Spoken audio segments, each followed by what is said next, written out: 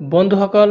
আজি আপোনালোকৰ লগত খুবেই ভাল এটা এপ্লিকেশ্যন শ্বেয়াৰ কৰিম এই এপ্লিকেশ্যনটো ইউজ কৰি আপোনাৰ ডিভাইচটো আৰু স্মাৰ্ট বনাব পাৰিব বেলেগতকৈ ইউনিক বনাব পাৰিব এটা ধুনীয়া লুক দিব পাৰিব আপোনাৰ ডিভাইচটোত আৰু বেছি লুক দিবৰ কাৰণে আৰু 2 মিনিট সময় ভিডিঅটো চাই থাকক তাৰ আগত কওঁ আপুনি যদি আমাৰ এই চেনেলটোত প্ৰথম ভিডিঅ চাই আছে তেনেহলে চেনেলটো সাবস্ক্ৰাইব কৰি বেল আইকনটো প্ৰেছ কৰি দিব যাতে নেক্সট ভিডিঅ এটা আপলোড কৰি নোটিফিকেশনৰ মাধ্যমেৰে আপোনালোকক জনাব পাৰো আহক ভিডিঅটো ষ্টাৰ্ট কৰো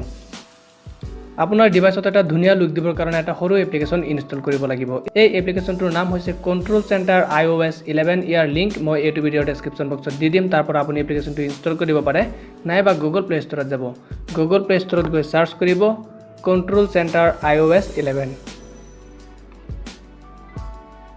কন্ট্ৰোল চেণ্টাৰ iOS 11 লিখি সাৰ্চ কৰিলে এই এপ্লিকেশ্যনটো আপুনি দেখা পাব 4.7 ৰেটিং এটা এপ্লিকেশ্যন এপ্লিকেশ্যনটো অলৰেডি মই ইনষ্টল কৰি ৰাখিছো আপুনিও ইনষ্টল কৰি ল'ব ইনষ্টল কৰাৰ পিছত ওপেন কৰিব ওপেন কৰিলে এনেকৈ এটা উইন্ডো খোল খাব আপুনি জাস্ট স্লাইড কৰিব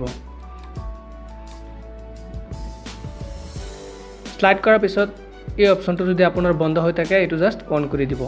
অন কৰিলে আমি ইয়াত দেখা পাম সাইজ আৰু এই এপ্লিকেশ্যনটোত আপুনি এটা সৰু আসৰ নিচিনা দেখা পাইছে এটো মই মাউসৰ কাৰ্সাৰটো ৰাখিছো আপোনালোকে নিশ্চয় চাব পাৰিছে মই ৰব কালাৰটো অলপ চেঞ্জ কৰি দিছো তেনেহলে দেখাত সুবিধা হ'ব হয় আপুনি চাব পাৰিছে তে কালাৰটো মই চেঞ্জ কৰি দিছো এটো এটা সৰু এটা আসৰ নিচিনা হৈ আছে এটা বাটন হৈ আছে হা এটা সৰু বাটন এটো এতিয়া আপুনি ইয়াৰ সাইজটো সৰু ডাঙৰ কৰিব পাৰে এই সাইজত গৈ আপুনি যদি এটো অলপ বঢ়াই দিয়া তেনেহলে ইয়াৰ সাইজটো ডাঙৰ হ'ব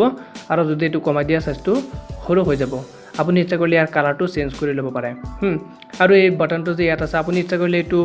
টপ ৰাইট লেফট যিকোনো জায়গাত নিব পাৰে এটো ইয়াৰ কাৰণে এটো যেটো পজিশনটো আছে পজিশনটো আপুনি জাস্ট চেঞ্জ কৰি দিলে হ'ল এতিয়া টপত গৈছে একেদিন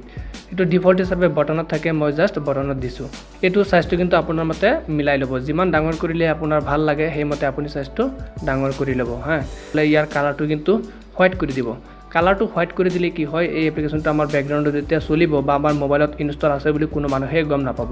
আদাৰৱাইজ ইয়াৰ কালাৰটো যদি আমি বেলেগ কালাৰ কৰি দিও তেনেহলে ইয়াত এটা বাটন আছে বুলি সকলো মানুহে গম পাই যাব সো ইয়াৰ কালাৰটো আপুনি হোৱাইট কৰি ৰাখিব পাৰে আপোনাৰ সুবিধাৰ কাৰণে মই জাস্ট হোৱাইট কৰি দিছো এই এপ্লিকেশ্যনটোৰ ভিতৰত আৰু বিশেষ একো নাই এই কামখিনি কৰিলে হৈ যাব তাৰ পিছত এটো আছে ব্যাকগ্ৰাউণ্ডত ইয়াৰ ডিফল্ট ব্যাকগ্ৰাউণ্ড যেটো আছে এটো থাকিব আপুনি ট্ৰান্সপাৰেন্ট ৰাখিব পাৰে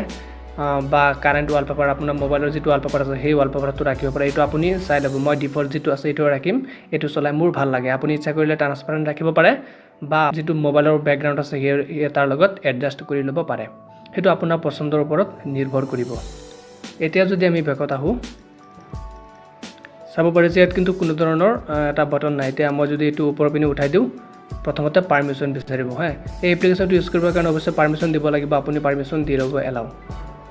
তে আকৌ টানিছো চাব পাৰিছে ইয়াত কিমান ধুনীয়াকৈ এটা উইন্ডো খোল খাইছে আপুনি জাস্ট এনেকৈ ওপৰ পিনে টানি দিলেই এটা উইন্ডো খোল খাব নহয় এনেকুৱা মানে ফিচাৰ্স আমি দেখিবলৈ পাম এতিয়া ইয়াত ফ্লাইট মোড আছে সিনক্ৰোনাইজ আছে তাৰ পিছত ইয়াত ওয়াইফাই আছে ব্লুটুথ আছে ইয়াত আপুনি গান বজাব পাৰিব মিউজিক প্লেয়াৰ মই জাস্ট এটোত ওপেন কৰি দেখাইছো ইয়াত যদি আমি ক্লিক কৰো আমাক হেৰি মিউজিক প্লেয়াৰত লৈ যাব ইয়াত ৰেটিং দিব দিছে আপুনি দিব পাৰে বা নেভাৰ মাৰিব পাৰে বা আপুনি লেটাৰ কৰি দিব পাৰে মই লেটাৰ কৰি দিছো ইয়াৰ পৰা আমি যেটো মিউজিক প্লেয়াৰ এড কৰো তাত কিন্তু হেতু মিউজিক প্লেয়াৰত গান বাজিব মই ডিফল্ট হিচাপে এটোৱে দিছো বেকত আহিছো চাব পাৰিছে ইয়াত কিন্তু মিউজিক প্লেয়াৰটো অলৰেডি এড হৈ গৈছে এটো হৈছে আমাৰ ৰোটেশন স্ক্ৰীন আৰু এটো হৈছে স্ক্ৰীন টাইম আউট ইয়াৰ পৰা আপুনি টাইম আউটটো সেট কৰি ল'ব পাৰে মই 30 সেকেন্ড ৰাখিছো আৰু এটো হৈছে ফ্ল্যাশ লাইটটো ওপেন কৰিব গলে প্ৰথমতে এটা পাৰমিশন বিচাৰিব তাৰ পিছত আপুনি ফ্ল্যাশ লাইটটো ইউজ কৰিব পাৰিব এই বাকি কামখিনি আপুনি চালে গম পাই যাব আৰু এটো হৈছে ব্ৰাইটনেছ এটো আপুনি যিমান বেছি দিব ইমান ব্ৰাইটনেছটো বাঢ়িব হয়তো স্ক্ৰীন ৰেকৰ্ডিং হৈ আছে কাৰণে ব্ৰাইটনেছৰ ডিফাৰেন্সটো আপোনালোকে চাব পৰা নাই কিন্তু আপুনি যেতিয়া এপ্লিকেশ্যনটো নিজে ব্যৱহাৰ কৰিব তেতিয়া গম পাই যাব আৰু এটো হৈছে ভলিউম এটো ওপৰৰ পিনে দিলে ভলিউম বাঢ়িব আৰু তলৰ ফালে দিলে ভলিউমটো কমিব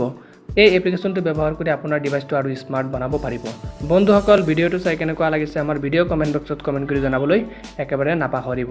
আজি এইখিনি আছিল পৰৱৰ্তী সময়ত আকৌ লগ পাম থ্যাংক ইউ